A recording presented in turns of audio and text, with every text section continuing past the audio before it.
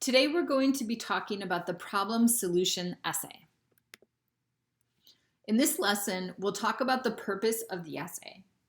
Then we'll go over the organization and what to put in each paragraph of the essay. Then we'll zoom in on the thesis statement, what to write in it, and a bit of advice about how to structure it. And finally, we'll talk about the body paragraphs of this essay. So let's get started with the purpose of this essay. The purpose of the problem solution essay is really evident from its name, right? First, in the essay, we have to identify a problem that really needs to be solved. In other words, it has to be a serious problem, not something small.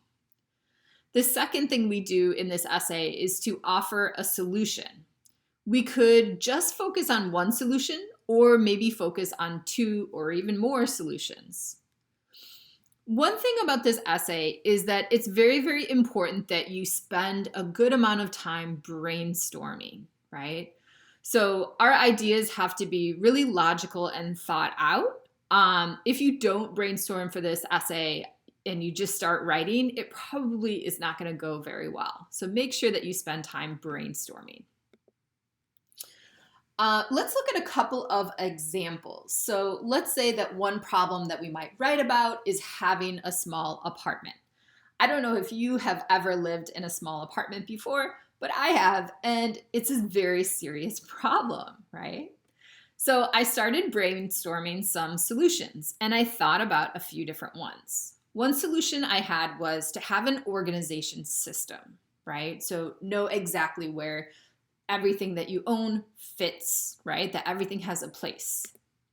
The second solution I came up with in my brainstorming stage was to use vertical storage. So furniture that doesn't take a lot of space on the floor, but it goes up instead. Something like a bookshelf, for example. Another solution I thought about was to invest in dual purpose furniture. That means furniture that has two purposes or two uses. And then a last solution that I came up with was to unclutter regularly. So basically clean your apartment, put things away, maybe more than once a week, right? Every other day even would really help solve this problem. So as you can see from my brainstorming stage, I've thought of a lot of different solutions. And this is really great because it helps me see a lot of options. And now I can kind of decide which ones do I feel most strongly about, okay? So for this problem, I might just choose one solution, or I might decide that two solutions are really important to focus on. Here's another problem, school shootings, right? For me, this is something really personal to me, and I've done a lot of brainstorming about it, but I've really come up with only one solution to this problem, and that is to ban gun ownership for civilians. Civilians are people who are not police officers or soldiers, like people who don't really have a reason to own it or a reason for their job to own a gun, right? So for me, this is clearly the best solution, and I feel very strongly about this solution. If I were to write an essay about this problem, I would only have one solution in my essay. But if I were to write about this problem, I might have two solutions. Okay, this brings us to organization, right? How do we organize this essay? It's a bit different from other essays, so let's take a look. In the first paragraph, it's going to be the introduction, just like any other essay, okay? In the introduction, we want to make sure that we identify the problem that we're trying to solve, right? It has to be clear right from the introduction what problem is being solved. So identify and explain the problem. We might also want to give a bit of background information in the introduction that tells, is this a new problem that has only come up recently, or is it a problem that has existed for many, many years? We're going to end the introduction with a thesis statement that clearly states the main idea of this essay. I'll talk about this more in the next section. After the introduction, we have paragraph number 2. This is the first body paragraph.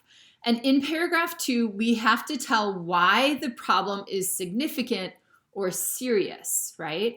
So remember that we said we don't want to write an essay about a problem that is small or unimportant or can be fixed easily. We want to write about a problem that has serious consequences for people, right? A problem that is really a big problem. So in this paragraph, we're going to tell 2 or 3 reasons why the problem is a big problem. The next paragraph, we're going to focus on the solution, okay? So if I'm just going to offer one solution, I'm going to write that in paragraph number 3.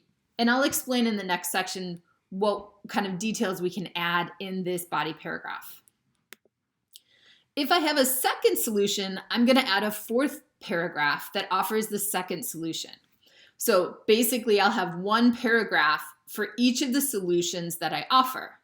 Now, notice that this one is optional, okay? You don't have to include 2 solutions. You could just focus on one. The last paragraph is going to be the conclusion. So just like any other essay, it's going to summarize the main points that you had in your essay and also give a call to action. Remember that the purpose of the problem solution essay is to solve a problem. So a really good strategy is to call your readers to action. Let them know what they should do next. So after reading this essay, what can they do? Or when they encounter this problem, what can they do? Okay. All right. So again, I just want to reiterate that paragraph number 4 is optional. So if you decide, I don't have 2 solutions, I just have one solution, you can just take that paragraph out, and then your essay will look like this. Introduction, paragraph 2, paragraph 3, and then conclusion. Okay. All right, our next section is about writing a thesis statement. This is a very important part of the essay, as you all know. And so I want to spend some time talking about what should we include in this essay. In the thesis statement, as we know, it tells the main idea of the essay. So for this essay, we want to remind the reader of the problem, tell how many solutions will be proposed, 1 or 2, right? And we may or may not tell the exact solution. So if you want to tell the reader exactly what the solution is, you can tell them in the thesis statement.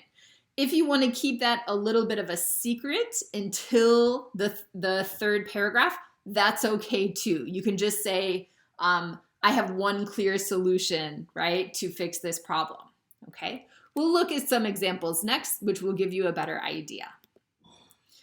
Here are 2 thesis statements for 2 different problems. But in each one, I'd like you to see if you can identify what is the problem and what is the solution. If you don't know the exact solution, you can also look for how many solutions are there, okay? So you can pause the video while you think about that. Again, you're looking for what is the problem, what is the solution, or how many solutions will be discussed in this essay, okay? So I hope you pause the video. I'm gonna give you the answers right now. The solution in thesis number 1 is banning gun ownership for civilians. And the problem is here. We can prevent further school shootings from occurring, okay? So notice here, banning gun ownership tells the reader exactly what the solution is, right? It doesn't leave it a secret at all. That's okay. That makes it really clear for the reader what they're going to read about. In the second thesis statement, the restatement of the problem is here, right? The problem of a small apartment. And the solution is here. Notice that here we don't have a specific solution like the first one. This is what we call a non-specific solution. It just tells how many solutions will be discussed. In here, it tells us 2 main ways. So that means 2 solutions will be discussed in this essay of how to fix the problem of a small apartment. Okay, so a little bit of practice for you all. I have 3 problems here, 1, 2, 3, and I'd like you to come up with a solution for each of these problems, okay? So you can write either 1 solution or 2 solutions in a thesis statement, and if you'd like to, you can send me an email and I will check them for you, okay? Please make sure to just let me know that these are from the video So I know what you're writing about, okay? All right, last thing we're going to talk about is the body paragraphs. And these are a very important part of this essay.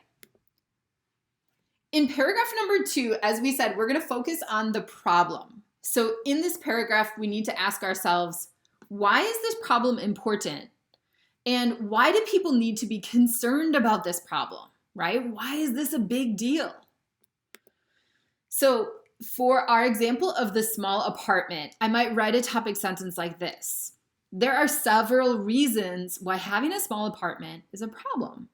Okay, this topic sentence tells the reader exactly what this paragraph is going to be about. And then I could use transition words like first, or another issue is, or a final reason why, to introduce each of the reasons, right? So there are several reasons why having a small apartment isn't a problem. First, it can make you feel stressed out, right? Having a small apartment actually makes me feel stressed out and kind of claustrophobic. Another issue is, and then we'll go on to tell a second reason why this is a problem.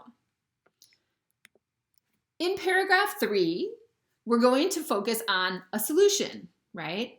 So again, we'll start with a topic sentence. For example, to avoid these negative results, you should. Notice that in this topic sentence, we transition from paragraph 2, which talked about the negative results of a problem, to paragraph 3, which talks about a solution. So we're going to add the solution after, right? We say you should, okay? This is just one example of a topic sentence to give you an idea, but as long as you present the solution in the topic sentence and you tell us exactly what that solution is, then you've done a great job. After we have the topic sentence, there are 2 main questions we want to ask ourselves for this supporting sentence. The first one is explain how the solution can be done, right? How can the solution be done? And the second one is why is this a good solution, right? So in the first one, I might give examples. In the second one, I'm focusing more on explanation. Okay, here are some of my notes from the example of the problem with a small apartment. So topic sentence, to avoid these negative results, you should invest in dual purpose furniture, right? For explain how, I gave some examples. Purchase a futon, which is a sofa and a bed in one. And the second one is buy a dining room table that has removable parts, right? Have you ever seen one of those tables where you can put like a piece of wood in between and it makes the table longer, or you can take the wood out and it makes the table shorter? Those things are so cool, right? Why is this a good solution, right? So I had to think about, why does purchasing furniture really help us? So I said, well, space is really valuable and it also helps us feel comfortable, whether we're just alone in our apartments or we have guests over, right? Okay, so from my notes, I actually want to write the paragraph. Let me show you what a paragraph like this will actually look like, okay? Here is a paragraph 3. I'd like you to read through it on your own, okay? And as you do so, I'd like you to identify transitions, so transition words or phrases that helped you as a reader to follow along with the ideas, okay? You can write them down. I'm going to give you the answers in just a moment. Okay, you're a super fast reader. That's great. So I'm going to give you the answers about transitions that are helpful. Here's the first one. For example, obviously it gives an example, right? And it tells the reader, like, here's one example of dual purpose furniture, right? Another one that's very useful is also, right? Super easy to use, but it tells me that this is another example without saying, for example, again, which is really boring, right? This way is also a very useful transition. It's often used to explain the importance of something. So this way explains the importance of buying a dining table that has removable parts, right? This is why it's important. So I hope that helps students actually see a body paragraph. Please also take a look at the example essays that I gave you because it really helps to see the whole essay all together. Okay, lots of information today. Let's review what we have learned so far.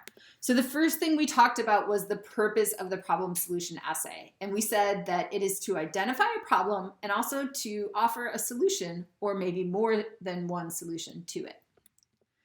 The second thing we talked about was organization. We start with the introduction, tell why the problem is serious, offer a solution or maybe two solutions, and then end with a conclusion.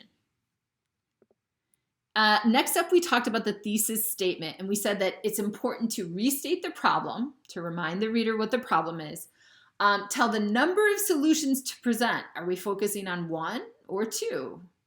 And then maybe if we want to tell the exact solution, we can. If we just want to leave it with there's one solution or there are two main solutions, that's okay too.